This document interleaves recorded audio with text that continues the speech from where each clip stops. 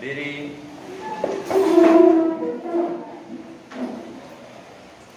Beri salam. Selamat pagi, Bu. Selamat pagi, silahkan duduk anak-anak semuanya. Oke, ada yang masih ingat topik kita minggu lalu membahas tentang apa? Salah satu deh, kira-kira tentang apa? Pan-Islamisme. Apa? Pan-Islamisme. Oke, pan-Islamisme. Apa yang Rahma ketahui tentang pan-Islamisme? Apa? Islamisme itu peristiwa penting Islam menyebar, cara Islam menyebar. Oke, peristiwa penting di mana paham Islamisme itu menyebar luas ya, sampai mana? Sampai Asia. Oke, sampai Asia Afrika. Oke, ada lagi? Oke, Ivan. Pan-Islamisme itu merupakan gerakan untuk mengajak semua umat Islam di dunia untuk bersatu dan melupakan segala perbedaan. Oke, good. Ya, ditambah ya. Jadi ketika pan-Islamisme menyebar, tujuannya adalah untuk menghilangkan semua perbedaan. Ya, kalau misalnya sudah tidak ada perbedaan, gampang tuh kita punya persatuan dan kesatuan untuk bisa menyebarkan paham-paham itu untuk terbebas dari jajahan yang mungkin sedang melanda Asia atau Afrika. Ya, kita masuk ke pembelajaran hari ini, gitu ya. Kita mau bahas sesuatu yang belum kita pelajarin, gitu ya, mengenai seorang tokoh. Gitu ya, kita mau belajar dari tokoh nih. Ada yang kenal siapa ini? Siapa kan belum tahu. Nah, ini kebalik-balik sih sebenarnya. Bu Anja, Bu Rita, Ini Bu Anja dan Bu ini Rita. Ibu Rita. Oke ya. Ada yang pengen ceritain salah satu dari mereka sifatnya atau cara mereka, kan wali kelas kalian ya. Bagaimana cara mereka memberikan menjadi teladan buat kalian mungkin. Apa yang mau diceritakan? Kalau Bu Rita ya. Kalau Bu Bu Rita. Rita itu orangnya tegas. Bu Rita tegas. Oke. Kalau terus kalau gimana ya, kayak misalnya kayak kemarin itu pramuka kemarin itu tegas gitu loh Bu, itunya juga kalau ngasih hukuman itu sesuai gitu kan. Terus kalau Bu Anja itu on time orangnya. Kalau Bu Anja on time. Oke, ada lagi yang mau kasih pendapat di sebelah sini? Siapa? Suci, Indah, Priscila, atau Indah, Suci, Tessa, Priscila? Apa Tessa?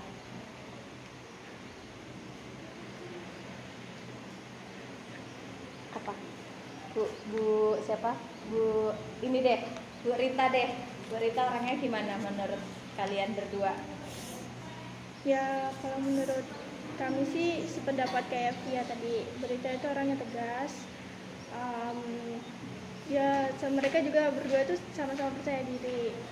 Kalau Bance itu orangnya tuh kayak ya disiplin. Jadi semua tugas apapun berikan ke kita itu kayak tepat waktu. Terus kita juga kalau kayak kehilangan tugas apa gimana itu Bu Ance tuh nggak mau tuh. Bu Ance tuh nggak mau tuh salah satu anak kita tuh kayak tertinggal dengan pembelajarannya. Oke, terima kasih Tessa.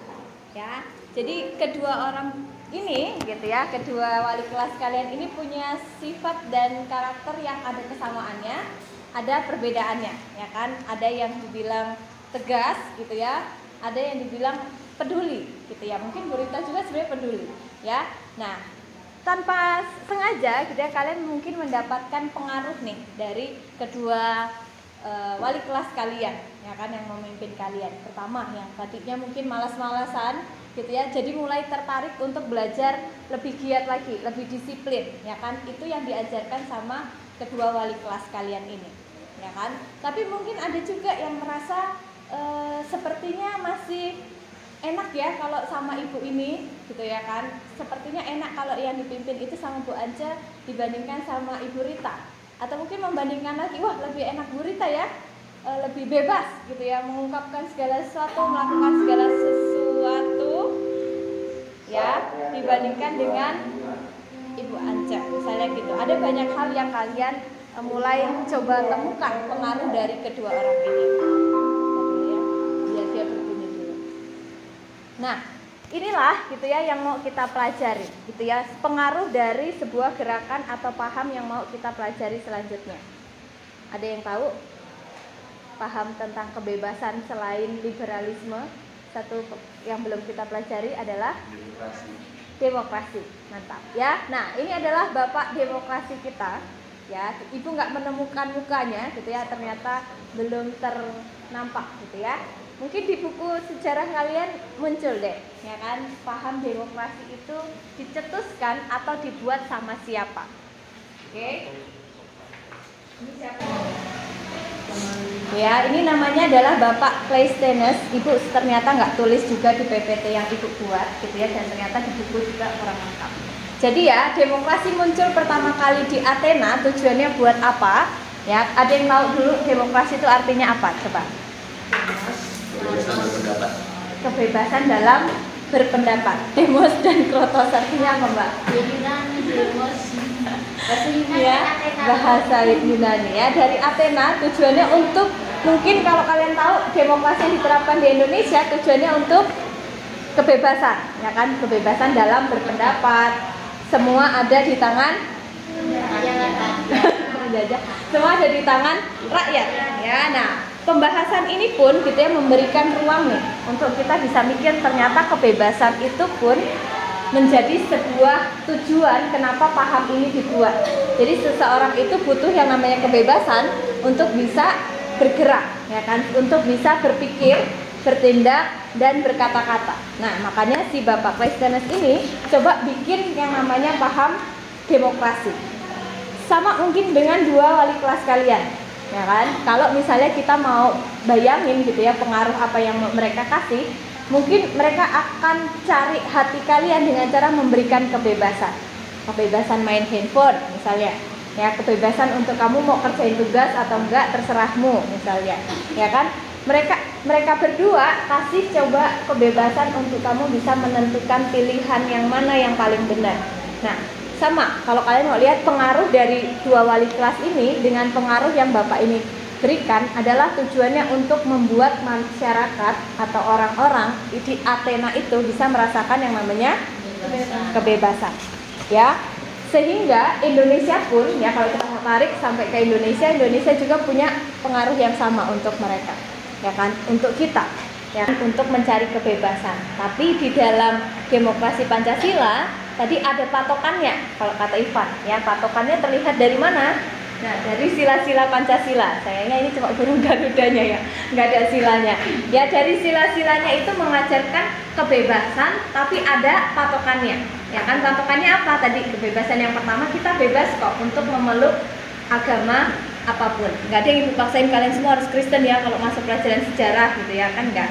Ya kan, tapi bebas untuk memeluk agama, tapi ada patokannya. Itu tadi, harus Tuhan yang Maha Esa. Berarti ada satu Tuhan yang kamu percayai. Ya kan, agama mana yang akan kamu imani. Nah, itu misal contohnya. Ya kan, misalnya di dalam sila yang keempat, bermusyawarah, ada patokannya kan, kamu bisa menerima, bisa memberikan pendapat, tapi juga harus menerima pendapat orang lain. Kamu bisa kasih nasihat, tapi kamu mau dengerin nasihat dari orang lain juga atau enggak? Karena kadang kita cuma bisa ngomongin tapi nggak mau dengerin ya kan. Kita lebih suka jelekin orang dibandingkan kita dengerin orang jelekin kita ya kan. Kita emosi duluan tuh. Ya, itu yang nggak disuka kalau misalnya demokrasi itu tidak dijalankan ya. Makanya si bapak ini bikin paham itu ya, paham dari demokrasi. Ya, paham demokrasi ini mencetuskan paham selanjutnya yang akan kita bahas di beberapa Asia dan Afrika. Paham yang terakhir yang belum kita pelajari adalah nasionalisme. Betul ya. Bapak Cleisthenes ini buat sebuah paham kebebasan yang baru yang akhirnya buat manusia itu mencintai negaranya sendiri. Ya kan? Dimana bisa kita gabungkan? Karena demokrasi kasih kita banyak kebebasan untuk mengembangkan pola pikir kita, semua ada di tangan rakyat, maka rakyat akhirnya belajar untuk mengembangkan apa yang ada di negaranya. Ya, misalnya, ibu kasih kamu kebebasan di kelas ini untuk ngapain aja. Pasti mau nggak mau kamu akan berpikir untuk gimana caranya kelas 11 IPS ini bisa maju, bisa unggul, menjadi kelas unggulan dibandingkan kelas-kelas yang lain. Ya kan, pasti kalian akan mengembangkan itu. Makanya dimunculkan istilah yang baru atau paham yang baru adalah nasionalisme, yang artinya nasionalisme artinya asli cinta tanah air. Ya, dari nasionalisme itu ada kata cinta tanah air, ada kesetiaan, juga ada pengorbanan. Ya, jadi kalau itu ya. Kalau misalnya kamu lihat dari 3 kata ini, mencintai, setia, pengorbanan. Kalau kamu sudah mencintai, harus ada yang namanya kesetiaan dulu. Ya kan? Kalau kamu mencintai jangan cuma sekedar udah aku cinta sama kamu, tapi habis itu cinta sama yang lain juga. Kan enggak. Kalau kamu mencintai Indonesia, kamu setia juga sama Indonesia. Ya kan? Kalau kamu udah mencintai seorang deh, gitu ya, pasti kamu akan setia sama dia, lalu kamu rela berkorban. Ya kan? Kamu mau disuruh jemput dari ujung ke ujung, ya kan, rumahnya di BTN, jemput Bu Ruth di Tanjung Anom misalnya, ya kan, itu pasti yang namanya sudah mencintai dan setia pasti akan berkorban. Nah, sama dengan Indonesia atau mungkin yang diciptakan di Asia Afrika ini atau yang berkembang di Eropa, ya, mereka berusaha untuk buat rakyatnya itu rela berkorban dengan cara meletakkan kesetiaan dan cinta dulu terhadap negara-negaranya, terhadap Eropa sendiri. Gimana caranya bangsa Eropa bisa berkembang sampai sekarang, bahkan masih terus mengembangkan ide-ide kreatifnya, inovasi baru, ya kan, karena mereka menanamkan prinsip nasionalisme ini, ya kan, mau berjuang mengembangkan apa yang menjadi cita-cita mereka. Nah, kadang itu salahnya kalau di Indonesia, cita-cita yang dimiliki sama bangsa itu dilakukannya sama pemerintah doang, Pak Jokowi, Pak Ma'ruf, gitu ya. Kita hanya coba ngikutin aja lah mereka ngapain ya. Kalau mereka melakukan program yang salah, kita komplain. Ya, misalnya anak-anak kelas 10 yang sekarang lagi belajar kurikulum merdeka. Ya, mereka komplain tuh. Ngapa sih harus ada P5? Sibuk kita 8 jam dalam seminggu belajar tentang proyek profil pelajar Pancasila misalnya gitu. Padahal itu proyek yang untuk menanamkan demokrasi Pancasila di dalam diri mereka supaya mereka punya jiwa nasionalisme. Tapi gambaran itu nggak tergambar di dalam diri anak-anak. Itu yang menjadi kesalahannya. Nah, sekarang ini formatif dari Ibu. Ya, untuk kita review. Ya, Ibu mau kalian coba, kita kan udah belajar banyak paham-paham baru ya. Yang pertama, paham apa? Liberalisme, sosialis komunis, pan-islamisme, demokrasi, nasionalisme, ya, komunisme juga boleh dimasukin atau sosialis. Ya, kalian boleh tulis apa yang menjadi kelompok satu ya. Apa yang menjadi topik utama yang dibahas?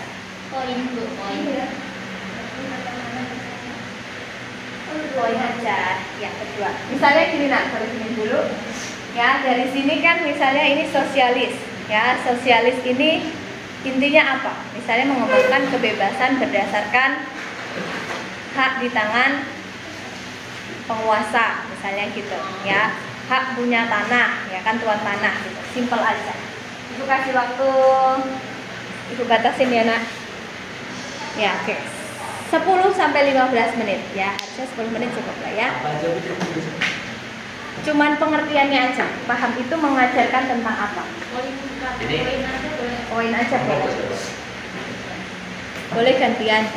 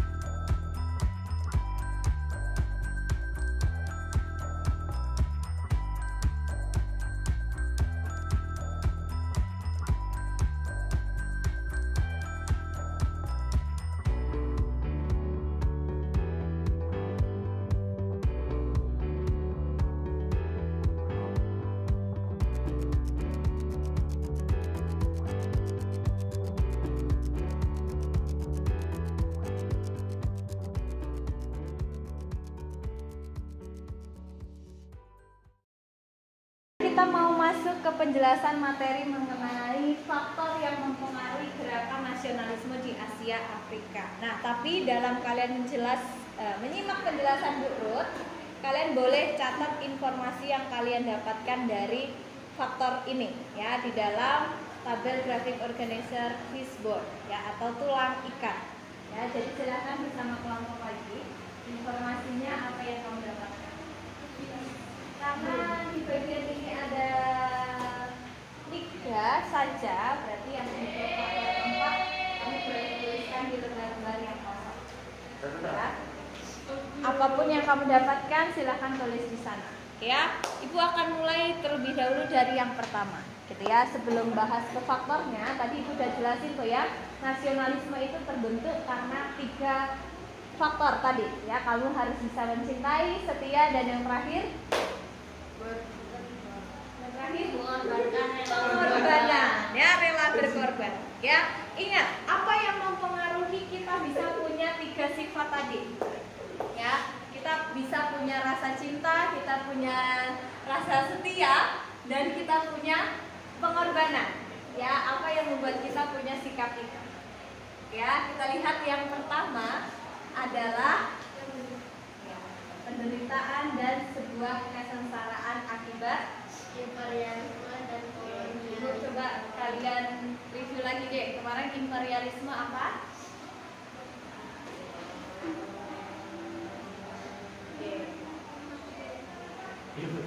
Imperialisme itu dia itu menguasai tapi juga mengelola bangsa yang dia jajah. Oke ya, dia menguasai dan mengelola.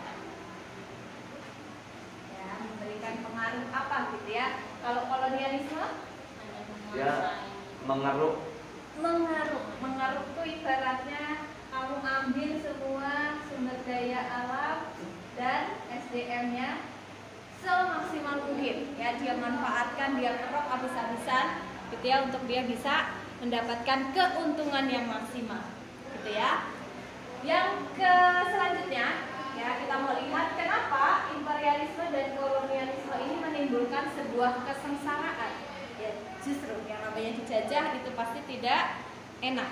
Ternyata bukan cuma Indonesia yang mengalami kolonialisme dan imperialisme, tapi bangsa Asia dan bangsa Afrika ya, ada Mesir, ada India gitu ya. Nanti kita belajar satu persatu kenapa Mesir dan India juga mengalami penjajahan oleh bangsa Eropa ya.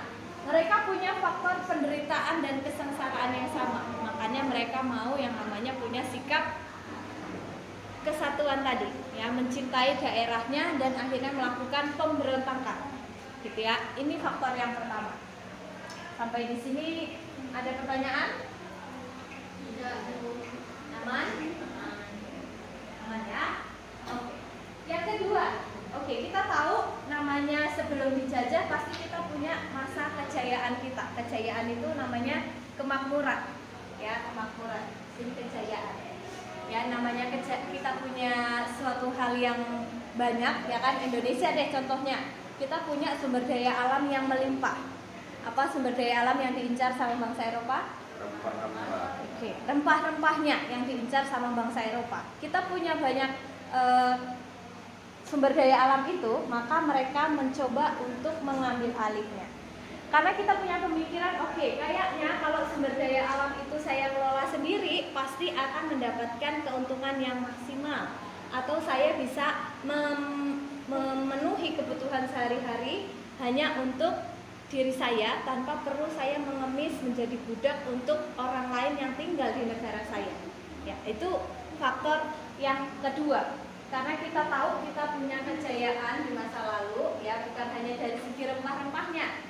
Contohnya, sebelum imperialisme masuk, kita punya kerajaan Hindu-Buddha dan kerajaan apa lagi? Islam. Oke, dan kerajaan Islam. Di dua masa ini, negara kita atau dulu namanya masih Nusantara itu jaya-jayanya, ya kan? Ada salah satu kerajaan yang kalian masih ingat yang ada di dua masa ini? Majapahit. Oke, Majapahit, Mataram. Mereka makmur karena bisa mengelola sumber daya alamnya.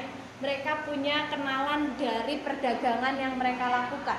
Makanya kenapa agama Islam, agama Hindu dan Buddha bisa masuk ke Indonesia, karena kita dulu juga dikenal sebagai negara yang makmur, ya, kerajaan kita makmur. Ya, karena mereka mengingat kembali gitu ya, mengenang kembali dulu itu aku enak ya. Ibarat kalian masih sekarang udah di kelas 11, kalian ingat masa kecil kalian dulu menyenangkan atau kurang bahagia? Masa kecil kalian menyenangkan misalnya ya, masa kecil kalian lebih menyenangkan dibandingkan sekarang. Mungkin kalian akan mengingat dulu tuh enak ya, diajak kemana-mana sama orang tua. Aku ranking 1 dibeliin boneka gitu ya misalnya. Ya. Nah, kalian mungkin mengingat. Nah, mereka juga mengingat itu. Dulu aku pernah ada di masa kejayaan yang akhirnya membuat aku pengen deh balik ke masa itu lagi. Ya, mungkin sekarang kalian, aku pengen deh kembali ke masa kecil yang tanpa perlu memikirkan beban hidup yang begitu berat misalnya ya. Nah, mereka ingin kembali di masa itu. Kembali di masa mereka masih makmur dibandingkan yang sekarang mereka lagi dijajah sama bangsa asing. Itu ya, itu faktor yang mereka membuat mereka mencintai negaranya lebih besar lagi dibandingkan sebelumnya. Faktor yang kedua paham? Yakin? Faktor yang kedua paham, Priscila? Apa? Yang tadi ikan. Ya, kan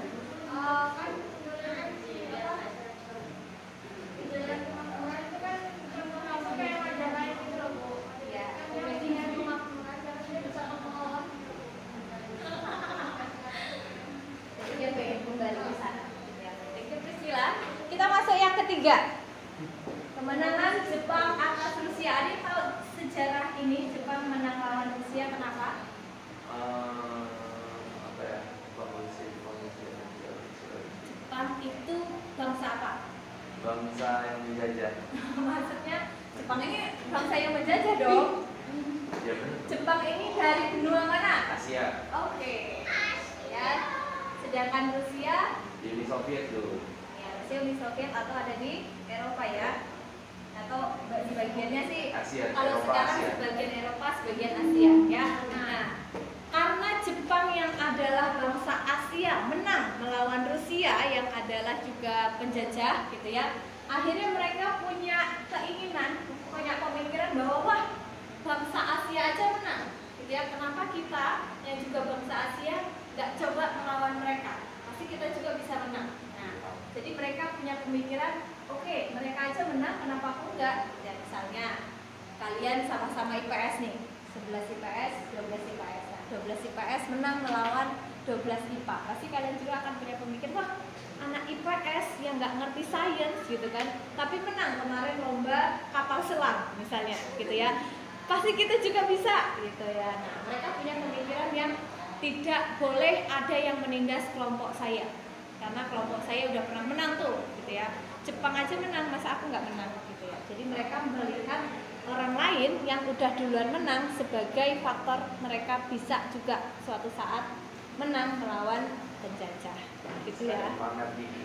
Iya, jadi kita kayak, woi, udah punya pangkat lah gitu ya. Kalau kasta kita udah naik satu level, jadi mau lah menang juga melawan mereka. Baik sih, kelas Ya. 12 IPS kapan berapa menang ya Bu ya. Sebentar itu mah karena gabung sama yang pintar sih sebenarnya. Wah, kemarin punya Isah juga hampir menang kan? Iya, sama adik, ya kan? Oke, yang di sini paham? Oke. Munculnya golongan terpelajar di masyarakat. Ada yang bisa jelasin kenapa orang terpelajar bisa membuat gerakan nasionalisme di Asia Afrika? Ya, kalau munculnya golongan terpelajar di masyarakat itu berpengaruh sama gerakan nasionalisme di Indonesia. Jadi kan golongan terpelajar sama golongan tidak terpelajar itu pola pikirnya beda Bu. Nah mereka yang belajar di luar negeri untuk kepentingan di Indonesia, ketika kembali di Indonesia yang pada saat itu masih dijajah, mereka sadar kalau ternyata kehidupan di bangsa yang nggak dijajah itu lebih enak. Jadi mereka nyebarin ke misal ke teman mereka atau ke keluarga mereka, ke tetangga mereka kalau kehidupan tanpa penjajah itu wah lega sekali gitu Bu. Jadi ya akhirnya masyarakat mungkin jadi oh gimana sih rasanya negara yang nggak ada dijajah, negara yang nggak ada penjajahnya gimana. Habis itu muncullah gerakan kompak mereka buat merdeka, habis itu nasionalismenya muncul. Oke. Coba kasih tepuk tangan untuk Ivan. Betul ya. Golongan terpelajar ini kan yang tadi dijelasin Ivan adalah dia yang pergi, bukan kayak kalau sekarang istilahnya pertukaran pelajar. Ya, dia yang disekolahkan di negara Eropa, ya di benua Eropa, untuk mereka bisa mempelajari keperluan ilmu, skill, keterampilan yang dibutuhkan untuk di kolonialisme di Indonesia, misalnya ya. Indonesia kan misalnya bikin jembatan, bikin rel, gitu ya. Pasti bukan cuman budaknya aja yang dikerjakan, tapi ada yang misalnya manajernya, administrasinya, arsitekturnya, misalnya ya. Nah, mereka butuh orang yang terpelajar nih, makanya mau nggak mau orang Indonesia harus disekolahkan dulu, plus gitu ya, sampai mereka udah pintar, mereka dikembalikan. Nah, setelah mereka kembali, ternyata mereka lihat enaknya hidup di negara sebelah yang tidak ada penindasan, tidak ada perbudakan. Ya, makanya mereka mencoba untuk yuk kita sama-sama berkumpul, ya kan? Kalau di Indonesia kita punya siapa nih golongan terpelajar? Budi Utomo. Budi Utomo itu siapa? Ki Hajar, ya misalnya. Ini pendiri dari Budi Utomo tadi, ya. Siapa lagi? Habibie. Habibie, ini kan setelah ya nak. Ketika masa gerakan nasionalisme, pergerakan nasional, kita punya Ki Hajar, Muhammad Hatta. Muhammad Hajar itu Muhammad Hatta. Muhammad Dewantara. Ya Allah. Apa? Ada Ki Hajar, Muhammad Hatta, tiga serangkai, kayaknya fotoin deh. Oh, ini Edward Douglas. Siapa sih ini? Tiga serangkai. Edward Douglas. Nih, yang kumisnya bisa dipelintir. Apa? Dawes Dekker. Ya, Dawes Dekker. Ya, ini adalah orang dari Belanda tapi dekat sama kita malahan ya. Besi. Ya, orang Jerman tapi mau dekat sama kita. Ya, satu lagi. Ini Ki Hajar, ini Dawes, ini. Bapak Pendidikan Indonesia siapa? Iya, kalau Bapak Pendidikan Ki Hajar, temannya Ki Hajar. Cipto kalau dia depannya udah tahu ya. Nah, gitu ya. Oke, Bapak Cipto Mangunkusumo, Dawes Dekker dan juga siapa tadi terakhir Ki Hajar.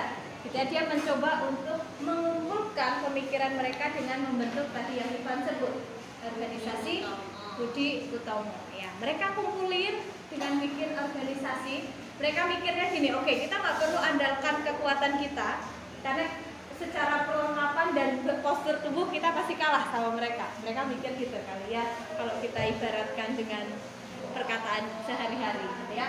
Jadi kita coba menggunakan akal saja. Kita menggunakan kepintaran yang sudah kita miliki. Ya, skill kemampuan mereka di dalam membentuk organisasi itu adalah mengandalkan kesatuan jiwa nasionalisme ini. Ya, sehingga ketika golongan terpelajar bikin misalnya PU ya, Budi Utomo itu gitu ya, akhirnya bisa menyatukan pelajar-pelajar di seluruh Nusantara dari ujung Aceh sampai